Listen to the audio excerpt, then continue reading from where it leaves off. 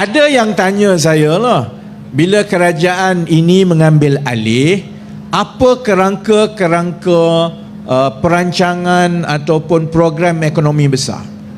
Kita boleh ulangi seperti yang telah dibuat sebelum ini. Tumpu kepada projek besar, ambil pinjaman umum, kemudian bina, kemudian tanggung hutang. Kesan yang itu, walaupun dia nampak ada kesan mungkin kepada pertumbuhan di peringkat atas negara, tetapi berapa ramai sebenarnya dari segi kumpulan sasar yang betul-betul memerlukan bantuan segera kerajaan yang mendapat manfaat. Contohnya, membina satu projek infrastruktur 10 bilion memang boleh diusahakan, dan dengan 10 bilion itu dia mungkin akan ada kesan sedikit sebanyak kepada pertumbuhan ekonomi negara, tetapi wang itu sebahagian besarnya akan sampai kepada golongan yang memang sudah kaya atau pengusaha atau syarikat besar yang bukan daripada negara ini pun. Tapi kita kena berhutang, bayar selama 30-40 tahun, yang ditanggung adalah setiap seorang daripada kita.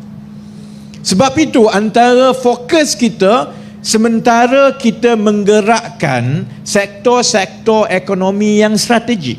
Kalau di peringkat Kementerian Ekonomi, dua sektor yang sangat strategik ialah, pertama dari segi mengalihkan tumpuan penggunaan tenaga di negara ini dari yang berasaskan kepada minyak yang akan habis ini dan mencemarkan alam sekitar, kepada tenaga boleh baharui yang akan menarik minat pelabur seluruh dunia. Yang itu berlaku. Satu lagi ialah dari segi mewujudkan kegiatan ekonomi yang bersifatkan digital, kerana ini melibatkan kemahiran baru yang boleh membuka peluang pekerjaan bergaji lebih baik kepada yang muda-muda. Yang itu pun berjalan. Tetapi kita tak boleh, sementara kita tumpu kepada perkara-perkara yang nampak lebih atas, lebih meriah, lebih hebat, projek lebih besar itu, kita abaikan penerima-penerima rakyat biasa di bawah ini. Sebab itu walaupun IPR nampak kurang glamour, tetapi di hati saya dan kerajaan, ini adalah antara satu perkara yang paling penting yang kita perlu buat, yang sebelum ini banyak menemui masalah-masalah pelaksanaan, kerana dia bukan projek besar. Projeknya 30 hektar untuk 40 penerima, 20 hektar untuk 20 penerima. Tapi kalau kita dapat kembangkan dan sebarluaskan di setiap pelosok negara, insya-Allah kesan daripada sumbangan dan juga bantuan kerajaan itu akan dapat dirasai secara terus oleh golongan yang betul-betul memerlukan, bukan golongan yang atas-atas itu. Jadi saya ucap terima kasih dan tahniah kepada 40 penerima pertama.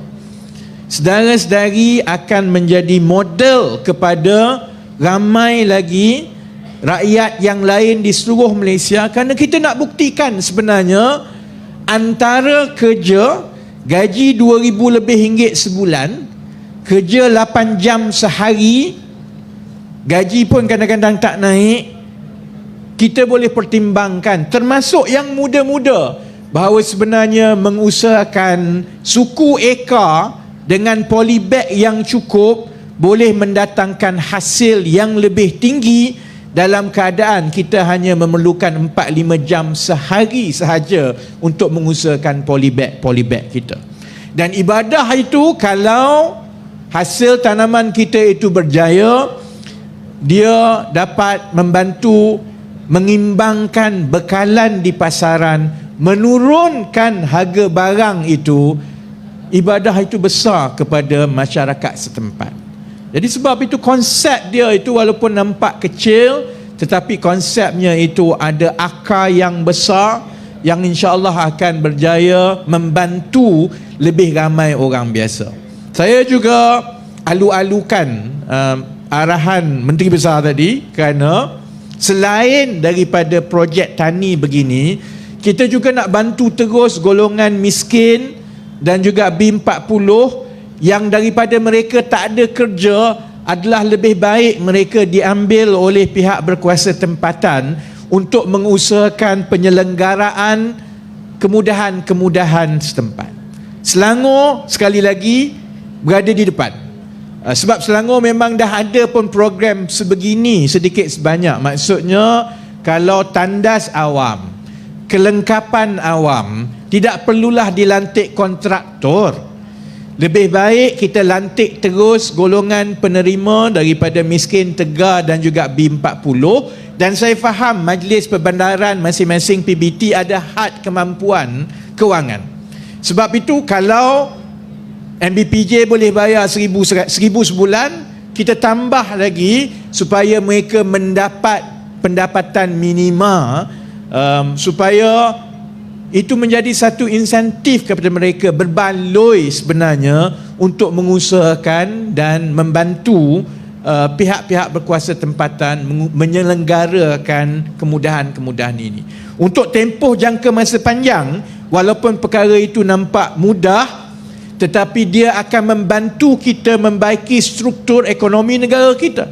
Kerana kalau kita terus dengan cara sekarang, iaitu orang tempatan tidak lagi mahu mengusahakan kerja-kerja penyelenggaraan, kita akan terus bergantung kepada tenaga asing. Dan pekerja asing ini lama-lama akan menjadi satu masalah yang kita perlu selesaikan.